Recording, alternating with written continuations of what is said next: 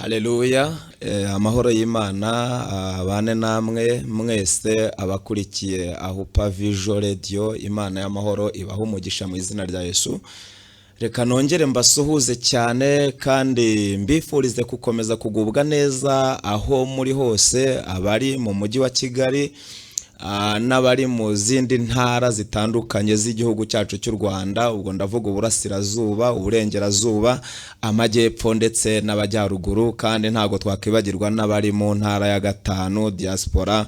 Ubwo tuba dushatse kuvuga abari muri Amerika, Europe, Australia, Asia n'ahandi hatandukanye mu nguni z'isi aho muherereye hose. Turabashuhuje kandi umugisha w'Uwiteka ukomeze kubabaho mu izina rya Yesu. Ni Pastor Munyemana Prote, turamenyeranye mu kiganiro ubuzima bufite icyerekezo. Uyu mugoroba rero Imana ikuntumyeho mu izina rya Yesu Kristo, nagira ngo ugire abantu hamagara, ugire abantu wegereza iyi televiziyo, wabwira uti nyamuneka nimushyire ku 129 kuri Star Times, hanyuma mwumve ubuhanuzi, mwumve ikibabeshejeho, mwumve umugambi w'Imana ku buzima bwanyu. Kandi no kuri YouTube channel aho ngaho naho turahurirayo, aho Visual Radio Official. Mwese mukomeze kugubwa neza kandi ndabizi neza ko turi bugirane ibihe byiza. Ngiye rero guhanurira ubuzima bwawe, Imana ikuntumyeho. Ndi umwigisha, ndi umubwiriza butumwa, ariko uyu mugoroba ndumva nje guhanurira ubuzima bwawe mu izina rya Yesu Kristo. Yesaya yaravuze ngo ijambo ry'Imana ntago rizagaruka ubusa, ahubwo rizasohoza icyo Imana yaritumye. Nyamuneka udacikwa n'umugambi w'Imana ku buzima bwawe. Imana iguha umugisha. Mureke rero dusenge. Nitumara gusenga turasoma ijambo tugiye guhanuriramo, hanyuma ubundi twanzike. Murakoze Mana, turagushimiye cyane mu izina rya Yesu. Tugushimiye umugambi mwiza udufiteho, kandi tugushimiye yuko ari wowe utubeshejeho. Tubeshejweho n'ijambo ryawe, tubeshejweho n'umugambi wawe, nk'uko ijambo tugiye kuganira riri bubidusobanurire. Sengeye rero abantu bose bakurikiye iyi televiziyo aho baba bari hose, kugira ngo imbaraga z'Imana zibururukire kandi zibashoboze gukurikirana iri jambo ubazaniye, kandi buri wese uza kuryizera ntatinde kubona igitangaza hawe naryo mu izina rya Yesu Kristo. Amen. Imana rero ibahe umugisha aho muri hose. Abakijijwe mwamaze kwakira Yesu nk'umwami n'umukiza n'umucunguzi w'ubugingo bwanyu, ndabashuhuje amahoro y'Imana abane namwe, kandi mukomeze gukomerera mu byo mwizeye. Muhore mwiteguye guha igisubizo umuntu wese uzababaza iby'ibyiringiro byanyu. Abatarakizwa namwe ariko mukaba mubishaka, Pawulo yaravuze ngo ndaterana ibipfusi ariko simpusha, ndasiganwa ariko sindi nk'utaziyonja. Namwe abari gusiganwa mushaka gukizwa, mushaka kuva mu byaha, kugira ngo namwe mwiyegereze ahatunganyirizwa ubugingo, mugakiza muri centre de formation, mu kigo giteringa umugeni uzasanganira Kristo ubwo azabaje guhindura ibihe. Namwe nuko mbahaye ikaze kandi ndabakunda cyane. Turabasengera tuvuga ngo Mana bakureyo, kuko natwe wadukuyeyo. Ubakure mu businzi, ubakure mu biyobyabwenge, ubakure mu busambanyi, ubakure muri za ngeso zitandukanye, muri ya mahane, muri za karande, muri za ngeso mbi z'uburyo bwose Satani akoresha abantu batarakizwa. Tuba tubasengera ngo Imana ibakureyo. Turabizi ko mugerageza gushakisha inzira yo gukizwa bikagenda bibananira, ariko ndabizi neza yuko umunsi wawe uzagera, kandi hari naho uri bugere uyu mugoroba bizanywe n'iri jambo. Imana rero ibahe umugisha mu izina rya Yesu. Hari n'abandi babyumva ariko bakumva ntibibareba.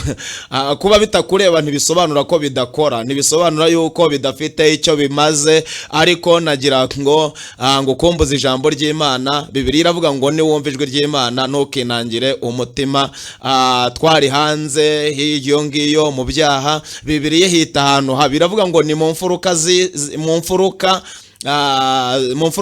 mu butayu budatuwe, ahantu hari hegereye urupfu. Bibiliya ikabihamya neza ikavuga ngo ni iwabo w'inyamaswa zihuma. Aho mu byaha niko haba hameze, nta byiringiro byo kubaho umuntu aba afite. Ariko iyo tugeze mu gakiza, tumaze gukizwa, twakira ihumure ry'Imana, tukayoborwa na Mwuka Wera. Hanyuma n'ibitagenze neza, Mwuka Wera akadufasha gukomeza urugendo tudasubiye inyuma, tutanacogoye, tutaniyahuye, kandi akatugeza ku mugambi, akatugeza ku byo tuba twaraharaniye, akanatugeza ku byo Imana iba yaratugambiriyeho. Rero abantu mwese mushaka ukuntu mwakinjira muri iyi nzira y'agakiza, kandi Yesu azabagirira neza. Imana ibahe umugisha. Tugiye gusoma ijambo ry'Imana, Yesaya 45 niho tugiye kuganira.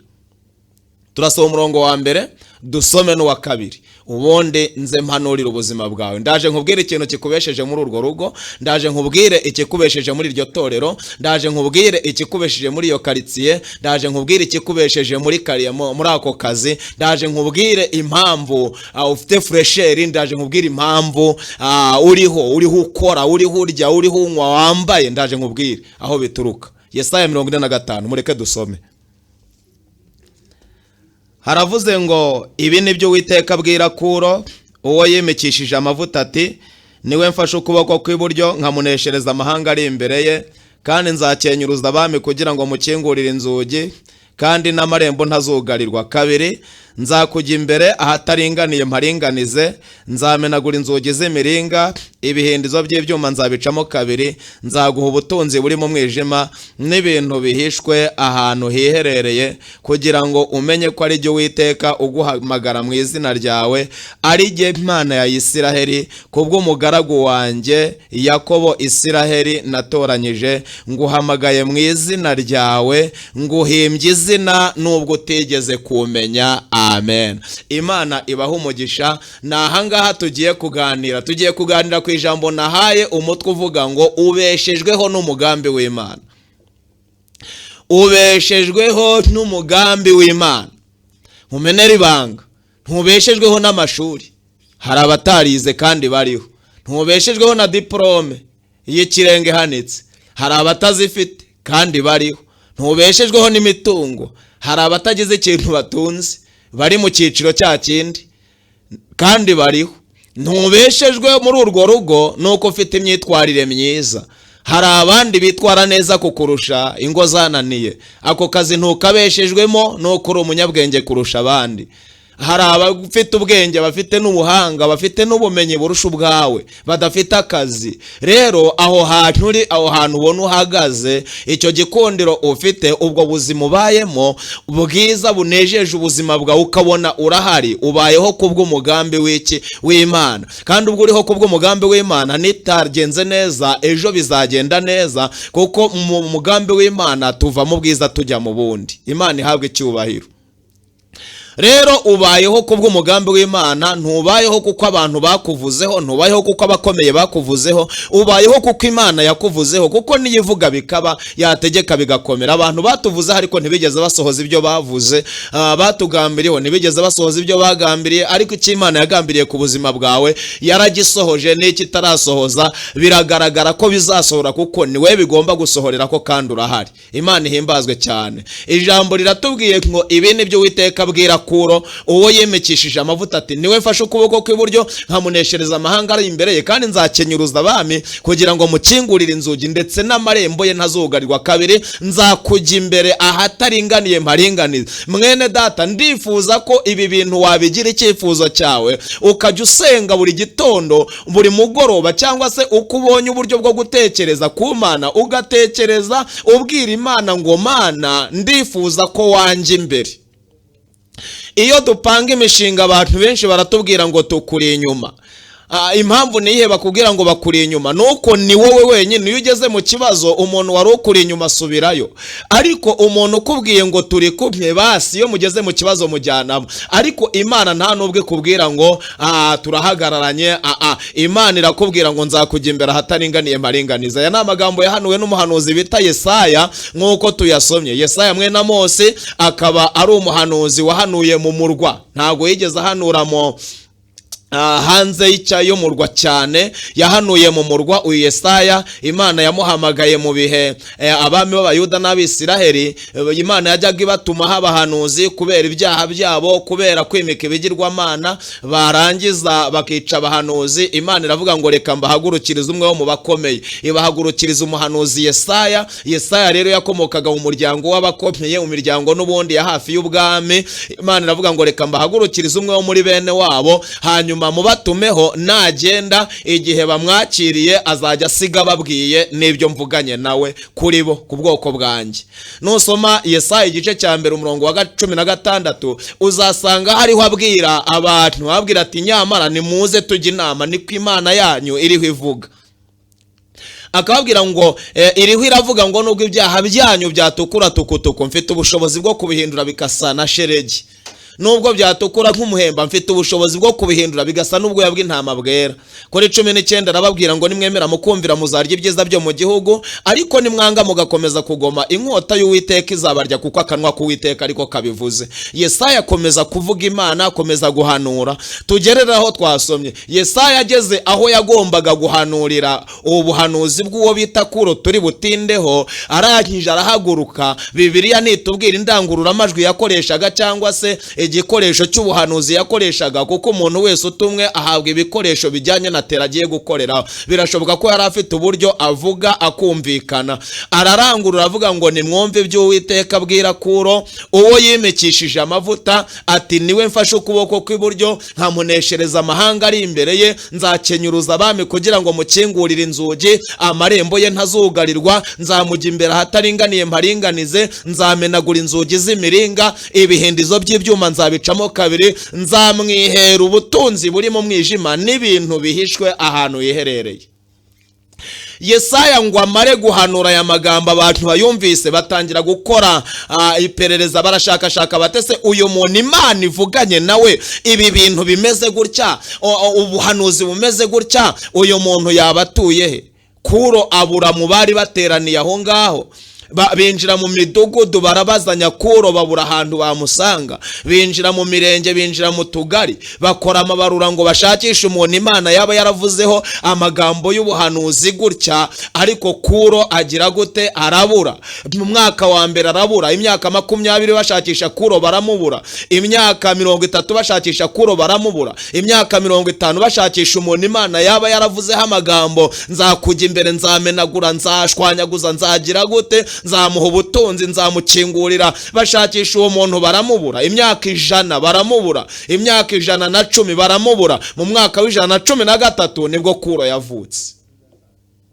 Turashimira Imana mu izina rya Yesu. Imana yabwiye Yeremiya ngo nakumenye ntarakurema mu nda ya nyoko nkwezo utaravuka, ngo ushyiriraho kuba umuhanuzi uzahanurira amahanga. Uyu Kuro nawe yavutse yaravuzweho mbere y'imyaka 113.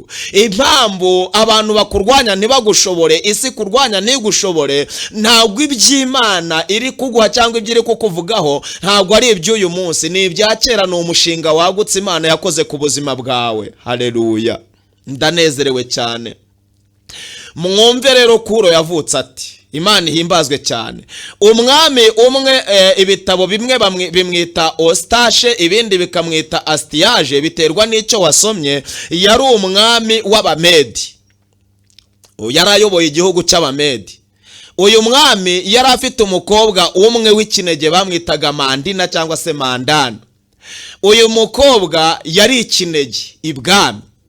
Uyu mwami Astiyaje ngo aza kuryama asinziriye, arota inzozi, ngo abona ahagaze mu kibuga. Icyo kibuga ngo kizamo amazi amurengera ibitsinsino. Hanyuma ngo agiye kubona abona ya mazi aratembye, arakomeje ngo arenze icyo kibuga yari ahagazemo. Izo nzozi ngo ziza kabiri. Imana ishimwe cyane. Ngo ziza kabiri mu ijoro. Arangije ajya kubaza abashinzwe gusobanura inzozi. Baramubwira ngo ibyo warose birasobanutse, birasobanura yuko uriya mukobwa wa Mandana azabyara umwana w'umuhungu. Hanyuma uwo mwana w'umuhungu, uwo mwuzukuru wawe, niwe uzagukura ku ngoma, niwe uzima ingoma yawe, niwe uzagukura ku ngoma ya Isiraheli. Imana ihimbazwe. barangije baranamubwira ngo ayo mazi wabonaga wari uhagazemo niko ubwami bwawe bungana, niko bumeze. Kuba amazi yarenze ikibuga birasobanura yuko Imana izakuza, izagura cyangwa se izateza imbere cyane ubwami bw'uwo mwuzukuru wawe uzaba ugusimbuye ku ngoma. Ubwami bwe buzagara, buzakomera kurusha ubwawe.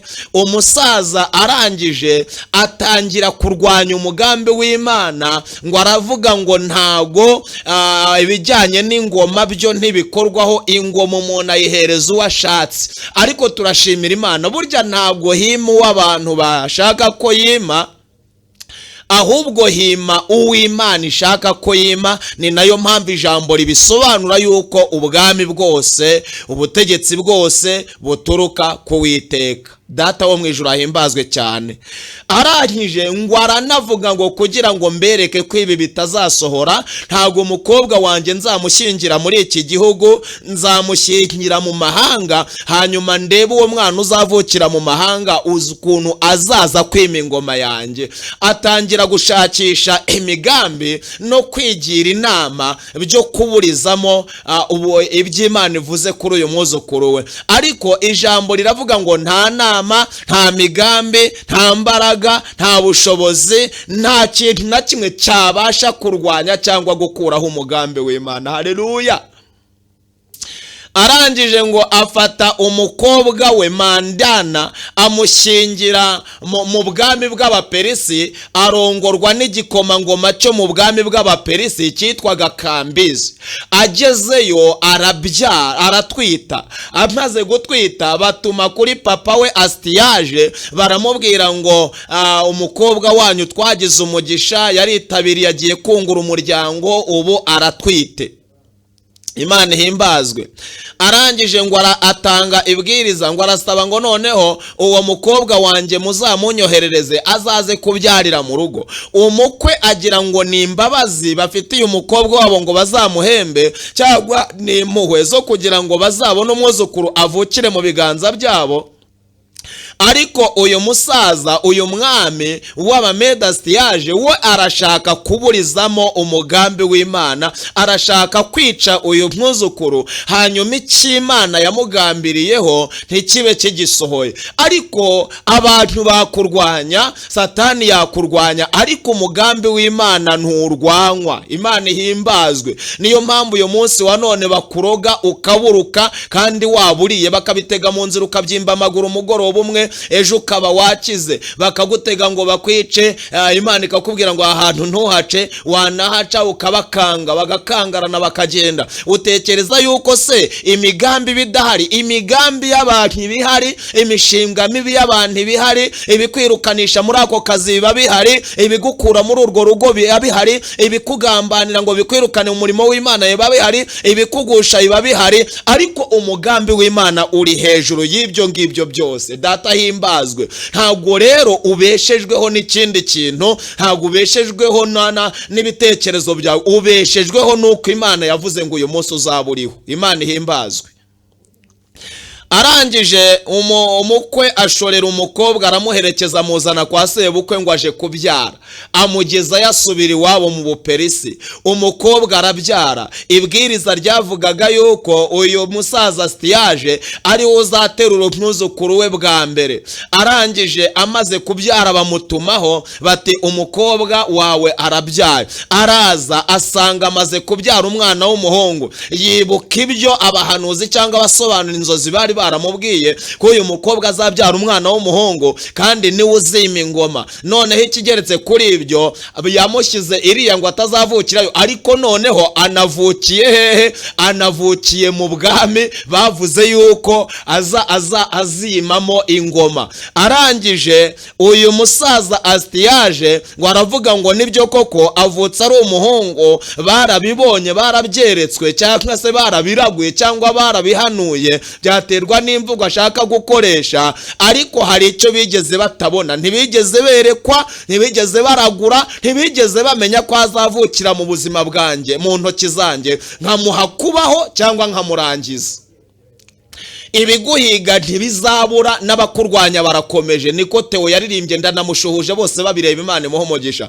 ariko aravuga ngo ariko Imana nyir'ijuru n'isi nibivuganye nawe nona uramenye ntushidikanye n'ibitari ibyo yarabikoze. umva uko yaririmbye kandi gatero inama zirakorwa rwihishwa ngo barashaka kuguhitana bazakuvana he bazagukura he ko Imana ariyo ifite urufunguzo. Imana yo mu ijuru yaremye ijuru n'isi yaturemye ikaduhumekera umwuka w'ubugingo iduha kurama ikaduha kugenda ikaduha kugaruka. iyaduhaye uyu mwanya kugira ngo twumve iri jambo impaye uyu mwanya kugira ngo nanjye ndibagezeho nihabwe icyubahiro cyane.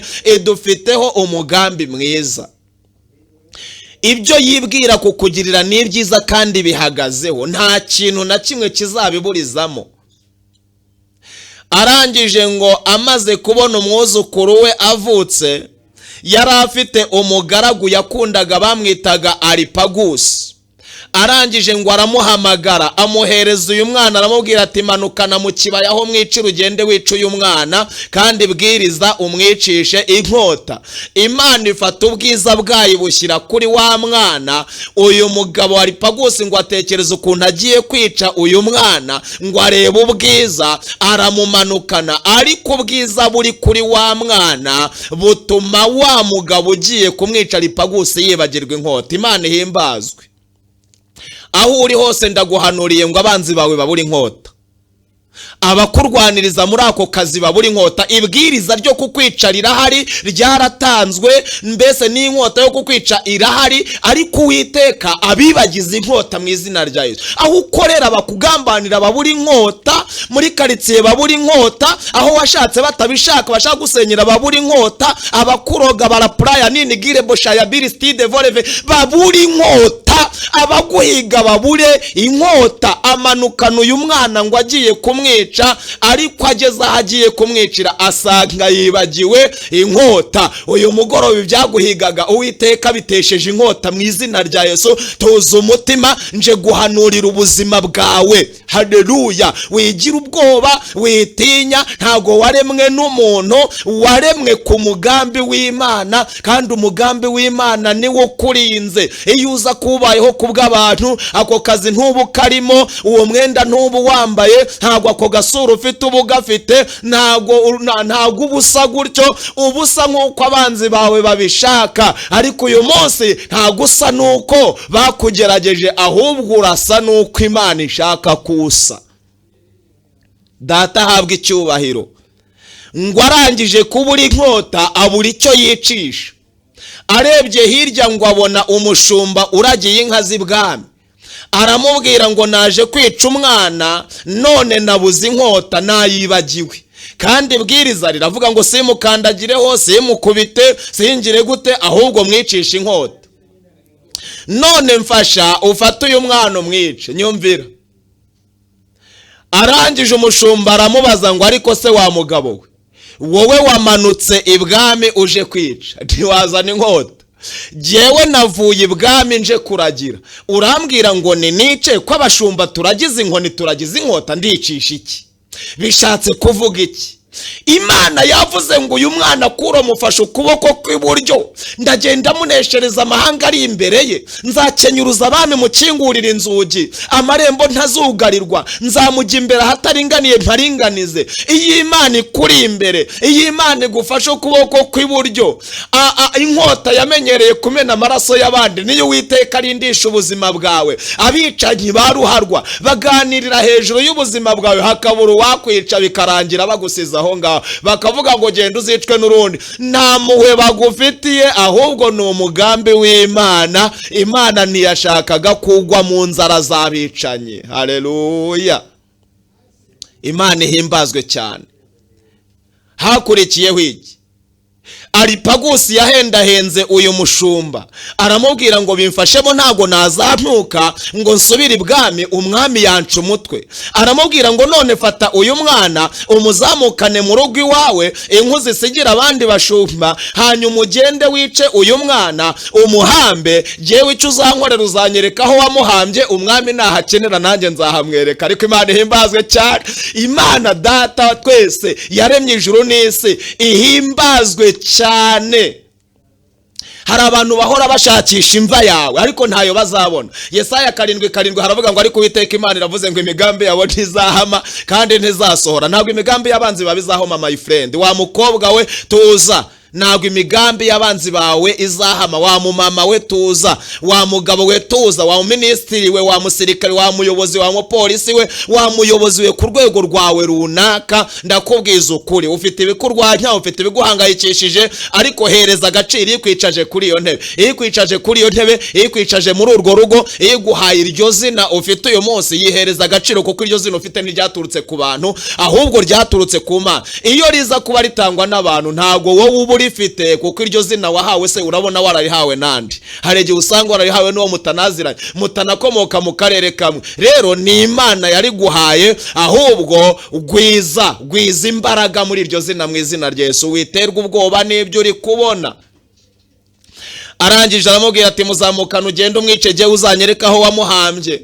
Ndashimira Imana yabwiye uyu mwana yaramuvuzeho mbere y'imyaka 113, iramubwira ngo nzakujya imbere ahataringaniye mparinganize. Uyu mwana iyi Imana itaza kuba yaramuvuzeho, uyu musaza Sitiyaje sekuru yari kumwiyicira, ntabwo yari kurinda gushaka bazamwica. Aragije iyi Imana itaza kuyimuri imbere, ntabwo yari gukira Aripagusi, yari no kumwicira mu nzira. Ariko arangije aramumanukana, Imana imwibagiza inkota. None reba, avuye mu nzara za sekuru udashaka ko azamuyoborera ubwami, ageze mu nzara za Aripagusi, naho arahavuye ageze mu nzara z'umushumba. Imana yamubwiye ngo nzakujya imbere ahataringaniye, ngire gute mparinganize. Nagira ngo ndebera ahantu hose wagiye utambuka, reba bakubwiye ngo ntuzabaho, ntuzikamira nayimbwa, ako kazi ntuzakabamo. Urebe message wagiye wakira kuri telefone, urebe ubwo buzima, urebe amarozi wagiye urya, urebe ibyo wagiye bagutega bakoherereza, urebe aho amafoto yawe yagiye mu bapfumu, aho amapiyesi imyenda yawe yagiye, ibitambo byatambwe ku buzima bwawe, ibicaniro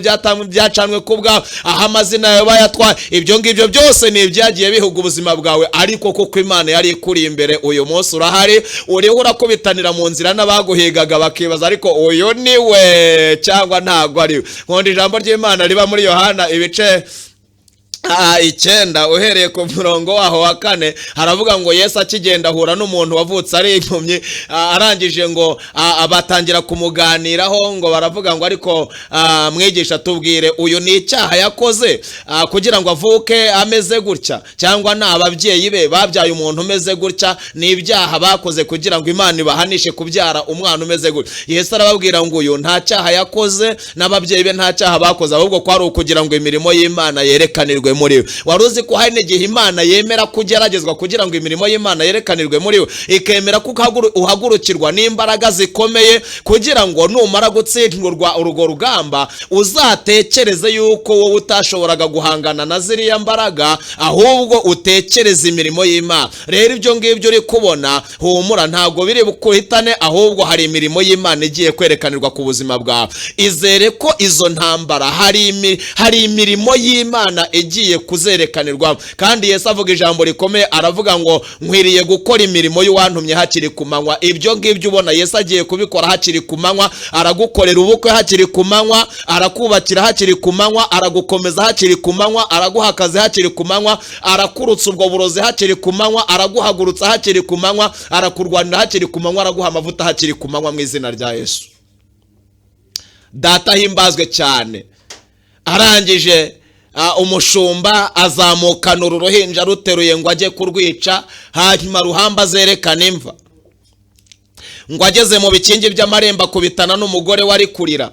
uyu mugore yarizwaga n'ikira. Mureke mbabwire ikintu cyamurizaga, mwumve igitangaza, ariko muhereze Imana icyubahiro aho mwaba muri hose. Ndabizi neza ko hari abantu badukurikiye, mu kanya turaza gushyiraho umurongo wa telefone, muhamagare. Kandi iyo telefone ureba kuri ekara yawe ni 0783034991. Iyo telefone ushobora koherezaho message wohereza sinyisomera hano muri studio, nyisoma sohotse muri studio, ariko izo message nzifatira umwanya nkazisengera. Iyo message yohereze, niba hari ibiri kukurwanya ohereza iyo message kuri iyo telefone 0783034991. umbwire icyo nagufasha gusengera, kuko jewe mfite ibanga Imana impamagara. Yarambwiye ngo mwana wanjye nguhamagariye guturisha imiraba y'ibigerageza abantu bafite. Uyu munsi wa none birashoboka ko hari umuraba uri kukujugunya hirya no hino, wikiyahura, wikikoma abantu. Shyira message kuri iyo telefone, hanyuma umpamagare cyangwa se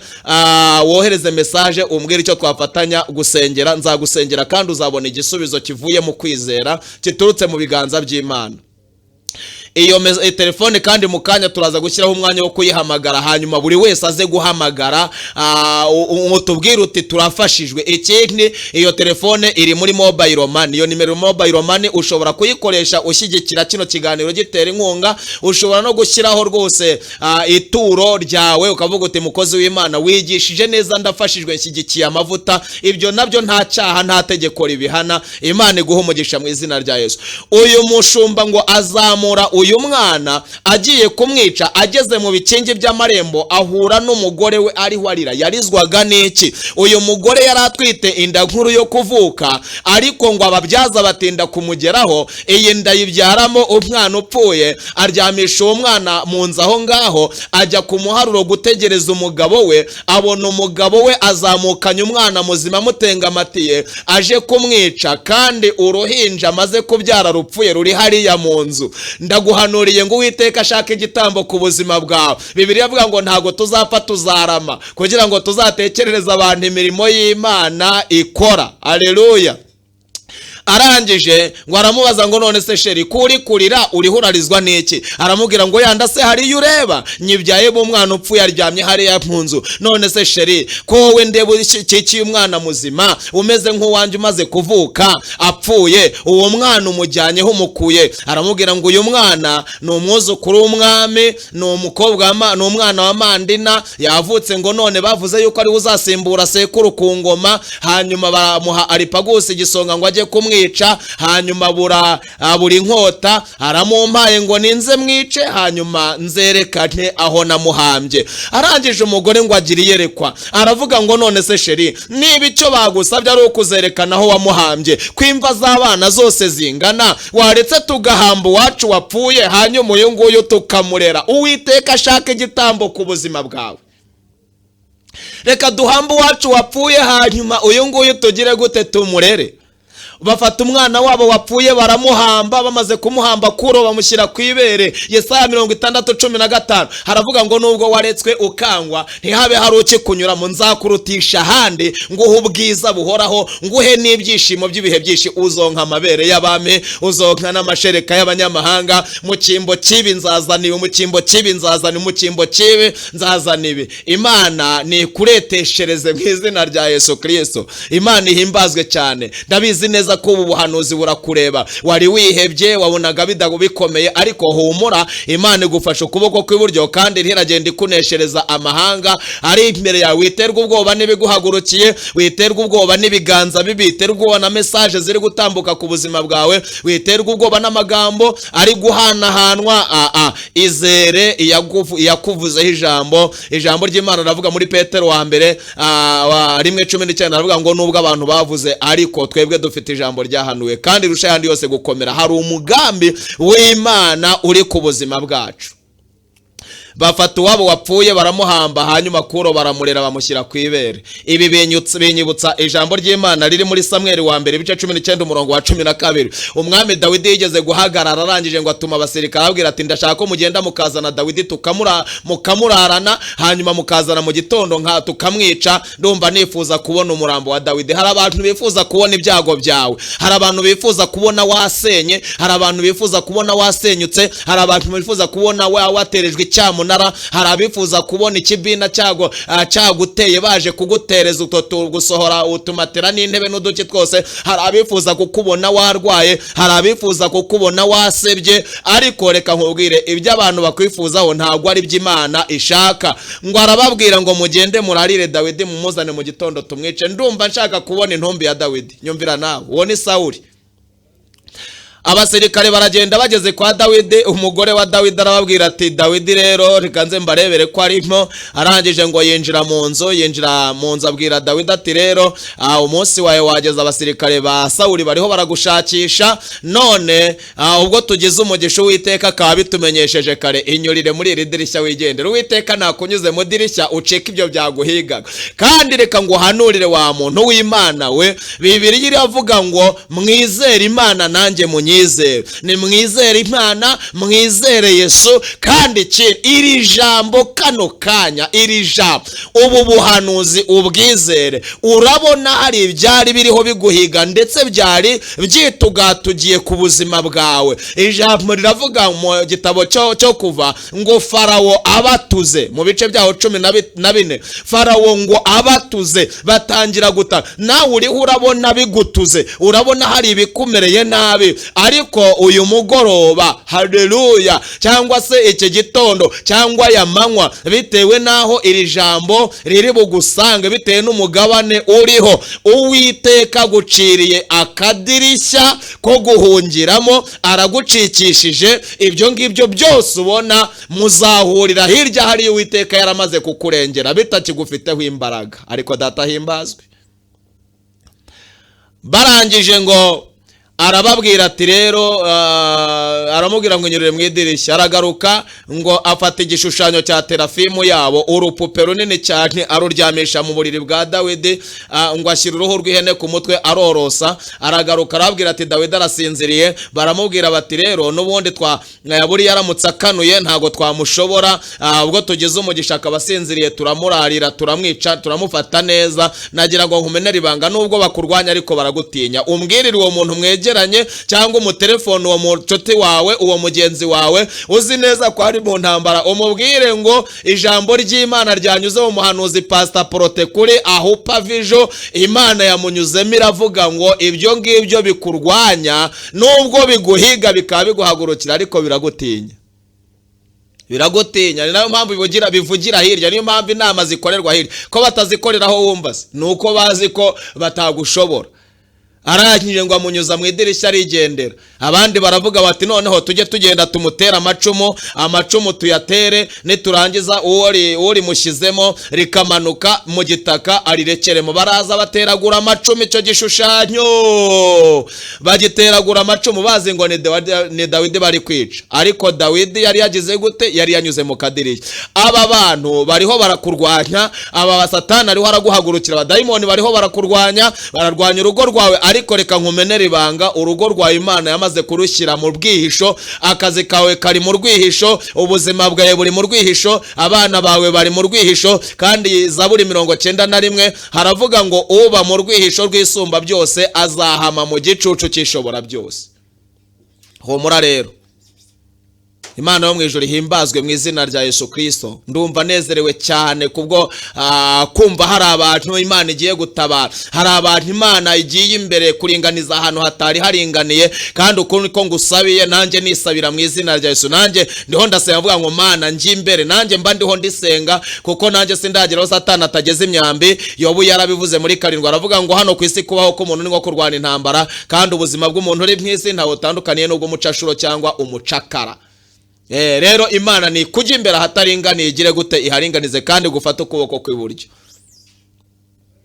Dawidi arangije aragenda. Bukeye mu gitondo Sawuli ngo abona Dawidi ariho atembera hakurya aho ngaho aririmba. Uyu munsi bikurwanya bizi neza ko byakurangije, bizakubona ejo uri mu ndirimbo. Bazi ko utazongera kuririmba, ariko ejo bazakubonera mu ndirimbo mu izina rya Yesu. Ariko data himbazwe cyane, ndumva nezerewe. Bazakubona mu ndirimbo. Ijambo ry'Imana rivuga ngo muzasohokera mu mbyino z'abanezerewe. Uzanezerwa, agahinda kazashira, intambara zizashira, intambara zizashira. Haleluya. uyu mwana bita Kuro baramurera, bamaze kumurera ageze imyaka 12 ngo bamujyana mu ishyamba kuragira intama. Mu bana baragiranaga intama nawe harimo umwana wa cyagisonga cyagiye kumwica kikabura inkota. Bishatse kuvuga ngo iyi Imana ikuri imbere, abana bawe bigana n'abana bo wari warakuroze ngo utazashaka, hanyuma birenga ku rwego rwo gushaka, none warashatse waranabyaye, abana bawe bariho barigana n'abakuroze n'abari barakuzinze. Arangije uyu mwana bita Kuro ngo ageze mu ishyamba bamutorera kuyobora imikino njyarugamba. Yesu ashimwe cyane. Umwanditsi w'umushakashatsi w'umuhanga bita Herodote, umushakashatsi w'umugiriki, yanditse mu gitabo cyitwa Humanities. Ubushakashatsi bwose cyangwa se amateka ya Kuro uyasanga mu bushakashatsi bw'uyu mugabo. Ariko reka kumenera ibanga, humura ntacyo uzaba. Niki kiguteye ubwoba? Iyakuremye yakubariye igihe uzamara hano mwise. Niyo mpamvu nubwo igikamyo cyaguca hejuru igihe cyawe kitararangira, ndakubwiza ukuri, Imana ifite uburyo izabikora, kuko niyo yaremye byose, nta kiyinanira. Nta kiyinanira, izabikora neza mu izina rya Yesu. Iyatorokesheje Dawidi bagatera amacumu igishushanyo, nawe izagutorokesha. Imana ihimbazwe. Bamujyana kuragira intama, bamutorera kuyobora imikino njyarugamba. Hanyuma haje gukurikira iki? Haje gukurikira yuko umwana mu bakinanaga na Kuro yaje kwica amategeko y'umukino, yica amabwiriza. Niba ari urukiramende, niba ari iki, ntawamenya, kuko Kuro Imana yatangiye kumutoza akiri mutoya. Ari mu bajenerali bakomeye cyane, kandi nk'uko Imana yari yaravuze mu buhanuzi muri Yesaya 45 na 44 ukomeje ubisangamo. Yaje gukomera cyane, ubwami bwa Kuro bwarakomeye cyane. Imana ihimbazwe. Hanyuma biza kurangira uyu mwana yisha amategeko y'umukino. Amaze kwica amategeko y'umukino, Kuro aramwegera aramukubita rwose, aramuvuna. Hanyuma urubanza ruhera mu bana, ruba rurazamutse rugeze mu babyeyi, rugeze kuri wa mushumba wareze Kuro, hanyuma rugeze no kuri se wa mwana. Ibitabo bimwe bivuga yuko ari umwana wa cyagisonga cyari cyagiye kumwica kikabura inkota. Arangije urubanza rurananirana, rumaze kunanirana ruba rurazamutse, ruba rugiye ibwami. Yari afite imyaka 12. Imyaka 12 yari ayimaze y'amavuko. Yaherukaga kubonana na sekuru afite umunsi umwe n'amaso yatarakanura akiva mu matako ya nyina. Sekuru amuhereza Aripagusi ngo ajye kumwica. None agarutse kwa sekuru afite imyaka 12. Ubwo se utari yaramushoboye afite umunsi umwe aramushobora afite 12? Rekana naguhumurize mwene data, Satani utarakwishe kiriya gihe uyu munsi nta kikwishe, nta kigushoboye. Iminsi bakubariye kumara mu isi warayirengeje. Nibarekeraho, nibareka Imana ikore, nibareka Imana nayo isohoza amasezerano. Niko umuhanzi bita Birashoboka Aphrodite yaririmbye. Nibareka Imana ikore, iminsi bakubariye kumara mu isi warayirengeje, nibarekeraho. Arangije uyu mwami mu guca urubanza ngo abwira Kuro, ntiyarazi ko ari umwuzukuru we, aramubwira ati rero bitewe n'ibyo wakoze uracibwa umutwe. Yesu yabwiye abigishwa be muri Mariko mu bice byaho ngira ngo ni 13 umanutse hasi ku murongo nk'umunani. Yabwiye abigishwa arabwira ngo ubwo muzahagarara imbere y'abategeka n'abami babahora izina ryanjye, ntimuzahagarike umutima w'ibyo muzavuga, ahubwo ibyo Mwuka Wera azababwira muzaba ari byo muvuga, ibyo azababwiriraho. Kuro ngo Imana imuhereza imbaraga zo guhagarara imbere y'umwami ari we sekuru bataziranye. Aramubwira ngo nibyo koko muvuze yuko muri bonca umutwe, ariko jyewe simbona impamvu ngomba gucumuka umutwe, ahubwo muca umutwe w'amategeko, kuko igihe twatoraga amategeko atugenga, uyu mwana niwe wa mbere wazamuye amaboko avuga yuko ngomba gutorwa, kandi nari ntorewe kubahiriza amategeko. Ikindi, amategeko yashyizweho n'Abamedi n'Abaperesi. None murambwira ngo nincibwe umutwe gute? Muca umutwe w'amategeko ko jye nubahirije itegeko. Umwami ngo aratekereza, areba uyu mwana umuhagaze imbere, areba ukuntu ahagaze kuvugira amategeko nk'aho ari itegeko nshinga rirengera andi mategeko. Arangije umwami ngo aratekereza, aravuga ati nabo twicarana hejuru hariya mu bwami nta n'umwe wari watinyuka kumbwiza ukuri nk'uko kuri, bose bavuga bahengamiye aho babona nahengamiye, ariko uyu we ambwira ambwije ukuri uko ibintu bihagaze, ambwiye uko ibintu bigomba kugenda. Ikindi ahagaze mu itegeko. Iperereza riratangira ngo aravuga ngo ariko ubundi uyu mwana ari mu maraso yo kwa uyu mwana akomoka. Babatatse wa mushumba wareze kuru. Arangije ngo baramubaza bati uyu mwana igisekuru cyawe ni ikihe, cy'umugore wawe ni ikihe, uyu mwana yarezwe ate, bigenda gute? Birangije biramuyobera, atangiye kudedemanga, baramukubita. Bamaze kumukubita azamura amaboko ati nimureke ngire gute mbisobanure. Yesu ashimwe cyane. Ibyakuro byagombaga gusobanuka kuko igihe cyabyo cyo gusobanuka cyari cyageze. Humura, niba igihe cyawe cyo gusobanuka k'ubuzima bwawe igihe cyageze ngo busobanuke, Imana irakoresha imbaraga ifite kugeza igihe biri busobanukire mu izina rya Yesu. Imana ihimbazwe. Birasobanuka. Imana irakoresha imbaraga ariko ibyawe birasobanuka. Arangije ngo uyu mwana bita Kuro, uyu musaza amaze kubura ikintu amukoraho, amaze gusobanura itegeko, uyu mushumba ngo aramusobanurira avuga ati rero mu by'ukuri haciye imyaka 12 Aripagusi yamanuye umwana aje kumwica buri nkota, aramumpa ngo ninjye kumwica muhame nzerekana imva. Ngeze mu rugo sanga umugore wanjye yabyaye umwana upfuye, nanze gucukura imve ebyiri mu rugo rwanjye, uwo nahambye ni uwanjye wari wapfuye. Uyu rero ni umwuzukuru w'umwana. Umwami akubitwa n'inkuba. Hari abantu bari bazi ko ibyawe byarangiye ariko bagiye kukubona utunguranye mu izina rya Yesu. Ngo uri mu kazi ko mu rugo, umunsi umwe uzatungurana. Hari igihe tuzaza natwe tubaho ubuhamya aho Imana yatuvanye, kandi mujye mukurikira ubuhamya bw'abantu. Yes. Uri mu kazi ko mu rugo, uri mu kazi ngo kahe, urihura mu buzima buciriritse, uyu munsi wa none urasuzugurwa ku rwego runaka. Imana izakuzamura. Yizere kandi wizere n'ijambo ryayo, wizere n'abagaragu bayo gutumyeho. Imana y'amahoro ihabwa icyubahiro mu izina rya Yesu Kristo. Waremwe kubw'impamvu, uri uw'igiciro. Yesu yaragupfiriye. Hereza agaciro amaraso ya Kristo. Arangije ngo amaze ko arabisobanura ati imyaka 12 irarangiye rwose, uyu mwana ni umwuzukuru w'umwami, imva nerekanye niyo nari nahambye umwana wanjye nasanze yapfuye, umugore yamubyaye yapfuye. Hakurikiyeho iki? Icyakurikiyeho nuko uyu mwami yahise ahamagara umukobwa we amusaba imbabazi, amuhuza n'umwana we.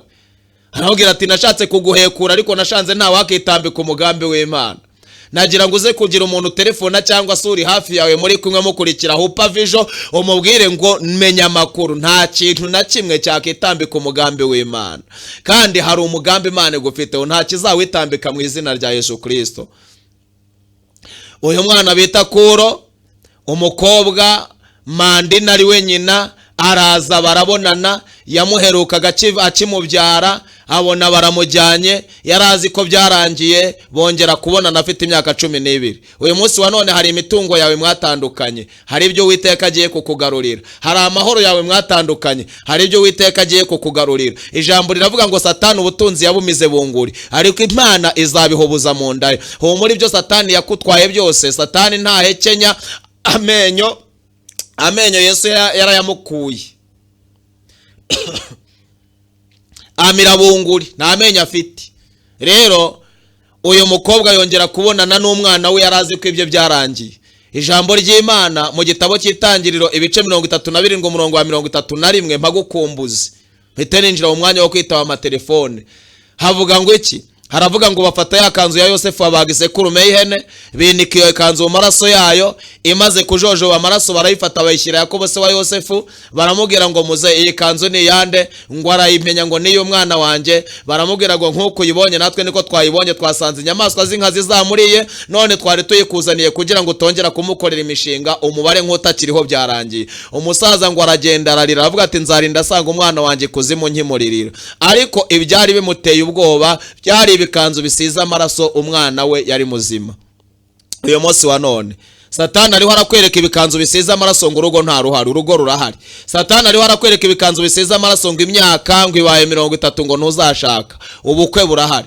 Satani ari warakwereka ibikanzu bisiza amaraso ngo warwaye kanseri ngo ntago uzabaho, ubuzima burahari, Imana irakubeshaho. Satani ari warakwereka ibikanzu bisiza amaraso ngo iridene ngo bazagutereza icyamuna, ni ibikanzu bisiza amaraso, Imana izagufasha kwishyura nuyizera. Satani ari warakwereka ibikanzu bisiza amaraso ngo amakuba akora kugwiririye, intambara zirahari, ni ibikanzu bisiza amaraso, Imana ntizabura guhindura amateka y'ubuzima bwawe. Wowe icyo usabwa ni iki? Izere ijambo ry'Imana. Kura amaso ku bantu, umuririmbyi atabiringiye abantu barabahemukira, ababahanze amaso bakabakoza isoni, ariko wowe ntujye ugira gute, ntujye uhemuka. Imana ikujya imbere, iringaniza ahataringaniye, kandi kujya imbere kugeze ku cyo yakuvuzeho, yakugambiriyeho. Imana ihimbazwe cyane. Tuzakomeza ubutaha. Munyemerere twinjire mu mwanya mwiza wo kwitaba amatelefone. Jya kuri telefone yawe, jya kuri telefone yawe, hanyuma uhamagare 0783304991, 0783304991. uriho urayireba kuri ekara yawe. Iyi ni telefone yanjye ngendanwa, hano muri studio ndayisohokana nyitahane, ni yanjye. Woherezeho message, kandi ushobora no koherezaho amafaranga kuri iyo mobile money ugashyigikira iki kiganiro. Imana iguhe umugisha. Ndiho ndababona muhamagara kuri telefone. Ahupa, alo? Alo. Karame karame. Mwiriwe. Mwiriranwa amahoro. Urinde uherereye hehe? Ni Claudine Kanombe. Uri Claudine w'i Kanombe. Ijambo ry'Imana waryumvise Claudine? Naryumvise, ahubwo guma mu mavuta. Ngume mu mavuta. Imana ikomeze ikongere. Wumvise ko Imana ikuri imbere igenda iringaniza ahataringaniye? Nabyumvise. Hanyuma ngufashe gusengera iki? Ndwara amaso. Urwara amaso? N'umutwe ukandya. Ndagusengera Imana Claudine w'i Kanombe, Imana iragukiza. Iyo ni imyuka mibi igenda ku buzima bwawe. Turagusengera Imana, uwo mutwe urakira. Imana iguha umugisha mu izina rya Yesu. Urakoze guhamagara, reka twakira abandi. Urakoze cyane, reka twakira abandi. Ahupa, alo?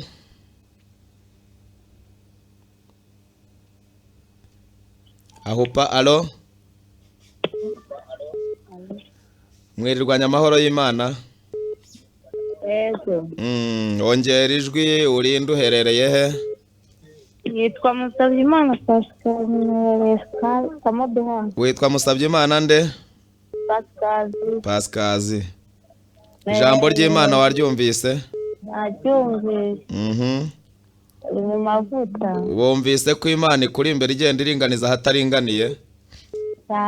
Ibyo byose ubona biguteye ubwoba, rero humura, ni ibikanzu bisiza amaraso. Ubuzima bwawe burahari, akazi karahari, icyerekezo ni kizima mu izina rya Yesu. Amen. Hanyuma nagufasha gusengera iki? Ndashaka gusengera urugo. Urugo rwawe ndarusengera Musabyimana Samuduha. Imana iguha umugisha, reka twakira abandi. Ahupa, alo? Halo. Muraho neza? Muri amahoro y'Imana se? Yego, turashima Imana. Ese ubwo muri bande muherereye di? Ni Solange merereye Igikondo. Solange w'Igikondo? Nkora akazi ko mu rugo, ndagira ngo ufashe usengere. Nanjye izamaho nigeza njye gukora umurimo wayo nezerewe. Muri make ukora akazi ko mu rugo, urashaka kubohoka ukagenda ukikorera ukabona uko ukorera n'Imana? Indi mu rugo nyine. Imana izakugirira neza, kandi Imana igihindura amateka, abantu bagahindura amagambo. Humura. Yego, turafatanya gusenga rwose. Usengere nkunda no kurwara mu nda. Ndagusengera rwose, Imana iragukiza iyi ndwara zose. Yego, urakoze. Imana iguhe umugisha. Urakoze nawe, ndawakira, reka twakira abandi.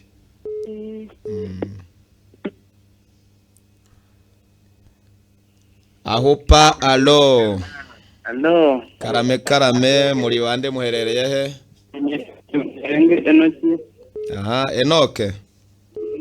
Enoke muherereye he? Duherereye hano munsi na control Remera. Munsi ya control Remera turaturanye nanjye ntuye aho Kimironko Nyagatovu. Ego icyifuzo mfite mwansengera. Nkunda kurwaragurika cyane. Ukunda kurwaragurika cyane? Ndagira ngo munsengere. Uburwayi iki? Cyane umutwe niwo ubumbabaza. Umutwe bukubabaza.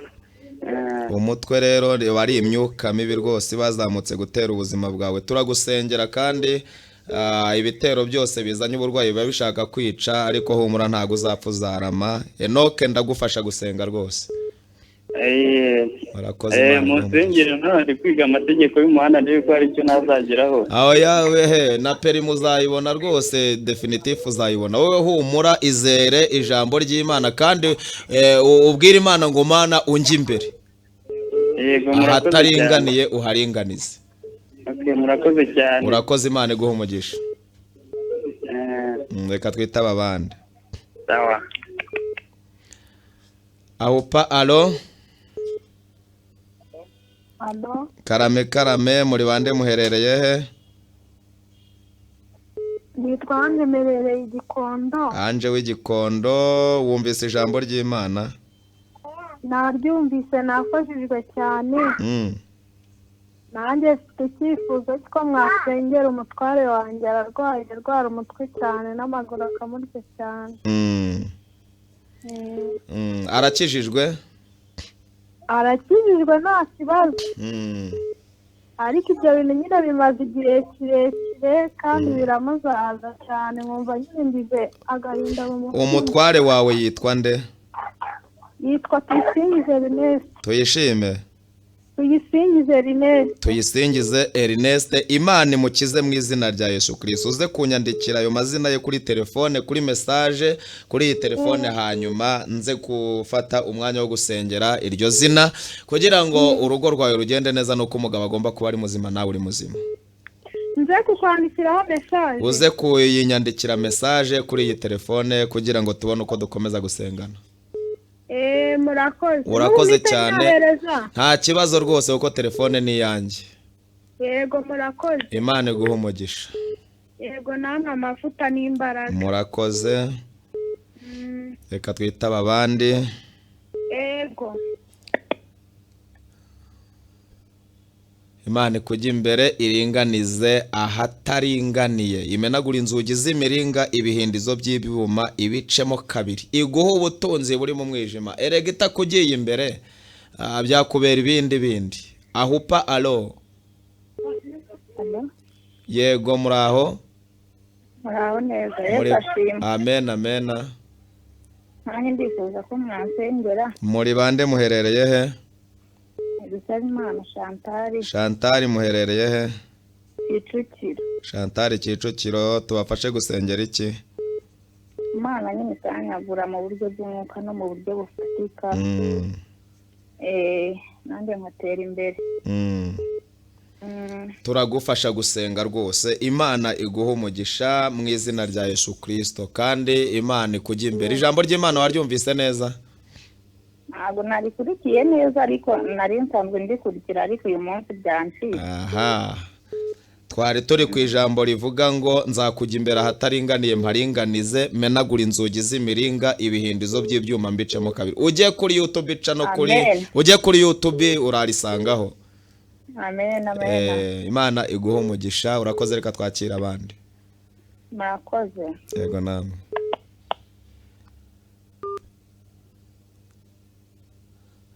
Nzakujya imbere ahataringaniye mparinganize, nzamenagura inzugi z'imiringa, ibihindizo by'ibyuma nzabicamo kabiri. Wowe ukurikiye Ahupa Visual, Imana ni kujya imbere. Iringa mu kazi, muri ako kazi uri gukora ni kujya imbere.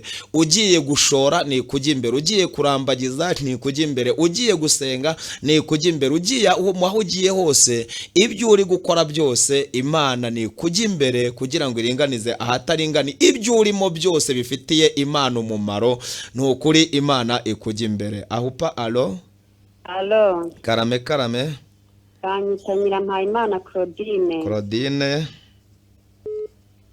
merereye 12 kuri 12 nkora akazi ko mu rugo. ukora akazi ko mu rugo. Mfite rero umugabo twabyaranye nubwo amaze imyaka 10 atabona umwana wamuheruka afite amezi 9.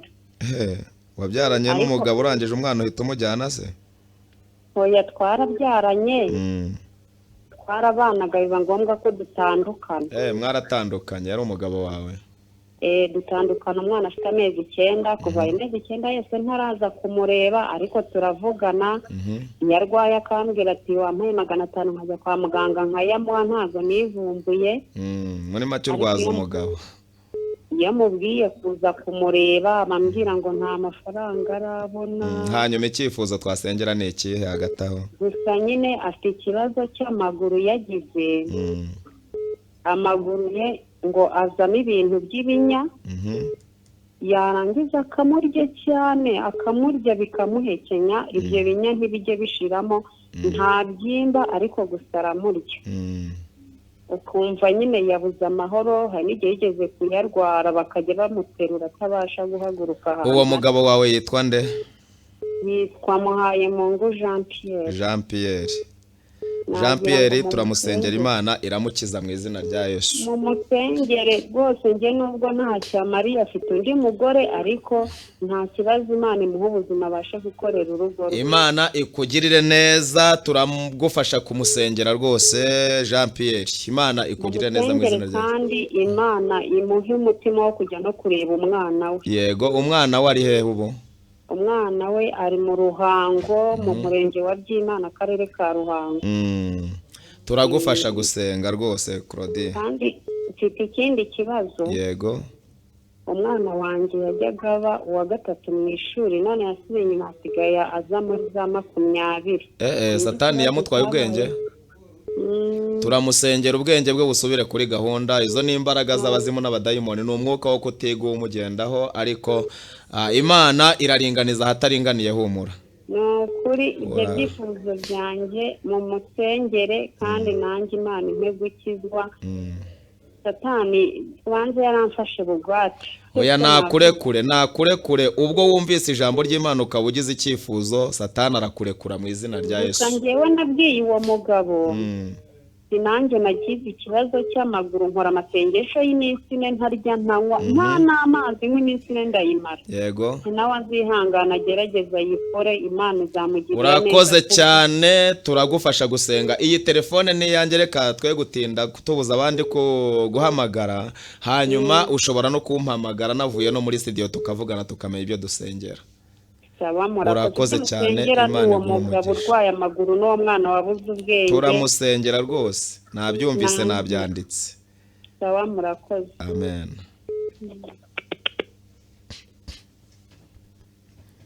Ahupa alo. Karame. Wiriwe. Mwirirwanya amahoro y'Imana. Mwirirwanya amahoro y'Imana. Urinde uherereye hedi? Anyita Joshua. Bakwita Joshua? Joshua subwo uruwahera? Uruwahe? Ngororero. Joshua, tugufashe gusengera iki Joshua we? Ndiwa Ngororero. Uruwa Ngororero? Hanyuma tugufashe gusengera ikihe cyifuzo Yosuwa? Naganyita Yosuwa. Nta kibazo, ngaho mbwira icyo dusengera. Ndashaka kuzabona amanota menshi. Urashaka kuzabona amanota menshi? Turagusengera rwose, Imana izaguha amanota menshi rwose Yosuwa Ngororero. Urakoze cyane. Hari ikindi. Ari umuntu uzakora ikizamini cya leta kuwa mbere. Yego. Turashaka ko umusengera akazagisinda nawe. Yitwa nde? Ivete. Gisele, umubwire ngo ikizami uzagitsinda mu izina rya Yesu. urakoze cyane. Ngaho reka twitaba abandi. Turagusengera Yosuwa wa Ngororero, Imana ibaho umugisha mu izina rya Yesu Kristo, Imana ikujya imbere ahataringaniye iharinganize ahupa. Alo,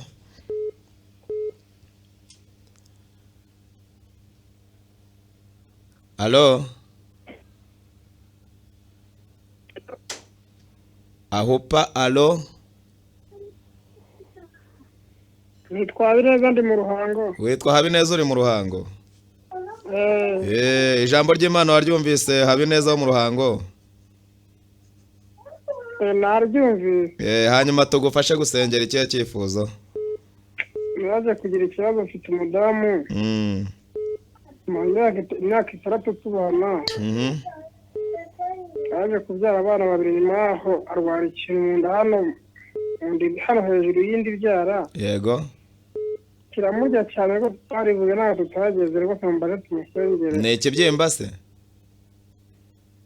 Kiri mu nda nyine, yumva mu nda hamurya. Yumva mu nda hamurya? Icyo kintu uko ari kibi. Nagira ngo mumfashe tumusengere. Uwo mudamu yitwa nde? Yitwa Mushimiyimana Vestine. Mushimiyimana Vestine, turamusengera, Imana iraringaniza ahataringaniye mu izina rya Yesu. Amen. Nawe wizere, reka twakira abandi turafasha gusenga. Hari akandi rifite akabazo gato. Yego. Ejo bundi nzakugeza muri cya Portugal 28 z'uku nguku. Yego. Nagira ngo ntacyo muzafashe mu rusengero nzayikora. No kuri rwose uzagenda uzayizana, kandi uzongera guhamagara hano mu kiganiro ubutaha uvuga yuko wayizanye. Urakoze. Iyo telefone yawe bwite ngendanwa? Iyi telefone ni yanjye ngendanwa rwose. Murakoze, nzahamagara nshira. Murakoze. Twakira abandi. Ahupa. Alo. Alo. Karame. Nziza. Mwirwanya amahoro. Yego. Muri bande muherereye he? Jackson merereye Kicukiro. Inde? Jackson merereye Kicukiro. Yego. Nawe ndashaka umutengero. Tugufashe gusengera iki? Ndashaka gukorera ibyangombwa bya perime. Ndashaka umutengero nkazatsinda. Uzajya gukorera perime? Uzakora ryari? Zakora kuri 30 z'ukwa 10. Kuri 30 z'ukwa 10 uzaba waramaze no kwiga. Turagufasha gusenga Imana iringaniza ahataringaniye, ariko wizere ijambo ry'Imana, sibyo? Yego. Yesu araharinganiza kandi ashyigikira imigambi myiza, imigambi itari ibyaha Imana irayishyigikira. Wizere ko Imana izayiguha mu izina rya Yesu. Amen. Murakoze cyane, reka twakira abandi. Sawa.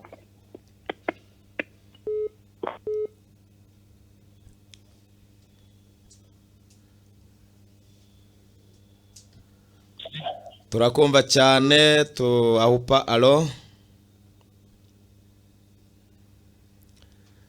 Imana y'amahoro ibaho umugisha mu izina rya Yesu Kristo. Ngira ngo nta wundi muntu uri hafi ku murongo wa telefone.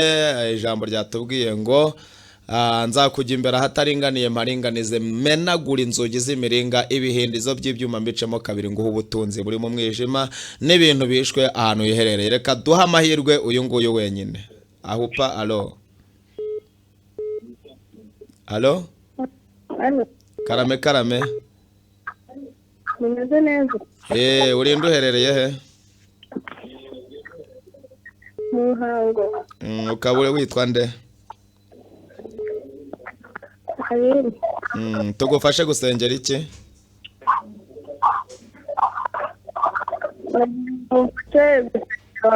Umuvandimwe. Ubuzuruzi. Turagufasha gusenga mu izina rya Yesu. Imana ibagirire neza kandi bakingurire amarembo y'umugisha. Ijambo ry'Imana ryatubwiye ngo ubeshejweho n'umugambi w'Imana. Rero ntago ubeshejweho n'ibindi bintu, ubeshejweho n'iki Imana yakuvuzeho. Duha amahirwe uyu nguyu. Ahupa. Alo. Alo. Karame, muri bande muherereye he? Nitwa Kicukiro, mperereye Kicukiro. uherereye Kicukiro. Ijambo ry'Imana waryumvise? yego Hanyuma tugufashe gusengera iki? ngiye gukora icya leta Ku wa mbere uzakora icya leta. yego Turagusengera uzagitsinda mu izina rya Yesu. Imana izakujya imbere. Uwiteka abagirire neza, munyemerere dufate umwanya dusenge. Abandi muraza guhamagara kuri iyo telefone nasohotse muri studio ni 0783304999 rimwe. Ushobora no koherezaho message, hanyuma izo message ntago njya nzisomera muri studio zo, ndazisoma hanyuma ngafata igihe cyo kuzisengera. Mugubwe neza mu izina rya Yesu Kristo. Abandi mwihangane turaza ko bitaba dusohotse muri studio. Munyemerere rero dufatanye dusenge Imana, dusengere ibi byifuzo. Ndi kubona umuntu byigana ku murongo wa telefone, reka muha amahirwe. Ahupa alo. Karame karame.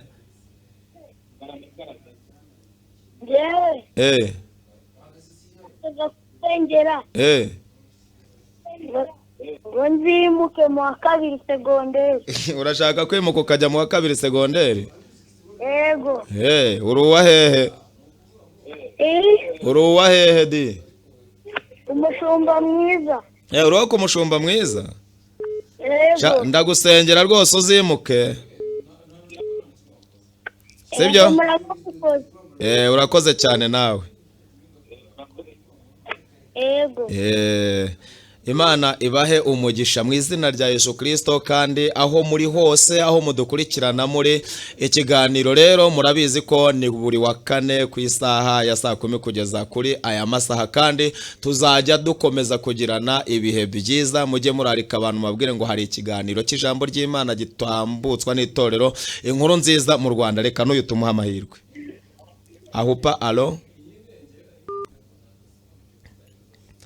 Ahise anyerera aragiye. Rero munyemerere dufatanye duhamagare Imana.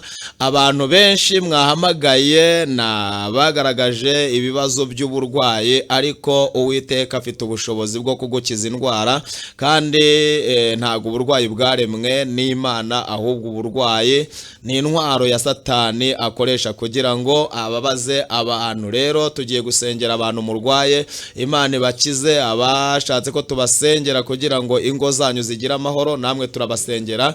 Abashatse ko tubasengera kugira ngo muzagire amanota meza mu mashuri, namwe turabasengera. Abashaka kwimuka n'abandi bahamagaye bariho bashaka ibyangombwa byo gutwara ibinyabiziga, namwe turabasengera. Data wa twese akomeze kubagirira neza. Ndifuza rero ko abari ku murongo wa telefone mwakihangana tukabonana tuvuye muri studio. Ni ukuri rwose ndabahakeya kandi ndabakunda. Imana ibahe umugisha. Mana Data wa twese uri mu ijuru, turagushimiye cyane.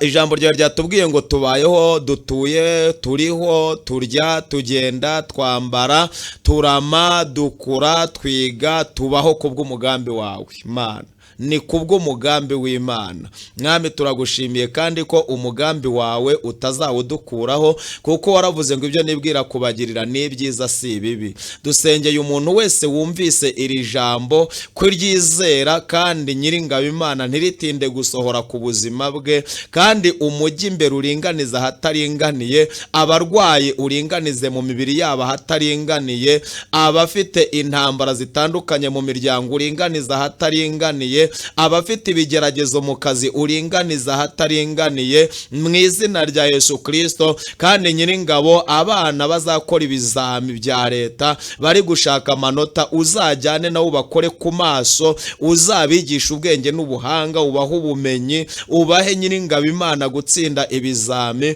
kandi abazakorera za perime Mwami nabo bahamagaye, turabasengeye ngo ubagirire neza. Abavuze ko tubasengera kugira ngo Imana bakomereze mu buntu bwayo, babone uko bakora umurimo w'Imana, bashaka gukizwa n'abandi bose Nyiringabo Imana bakiriye ijambo ryawe rikaba ryabanyuze bakaba baryizeye, buri wese ntabure kubona igitangaza giturutse ku Mana. Urakoze rero Mwami, waravuze ngo nidusenga twizere. Aba bose mbasengeye nizeye ko hari ibyo ugiye kurema kandi ukabikomeresha imbaraga zawe, mu izina rya Yesu Kristo, amen. Imana rero ibahe umugisha, mukomeze kugubwa neza. Mwari kumwe na Pastor Munyemana Prote, naho kuwa kane amahoro y'Imana bane namwe. Shalom shalom shalom.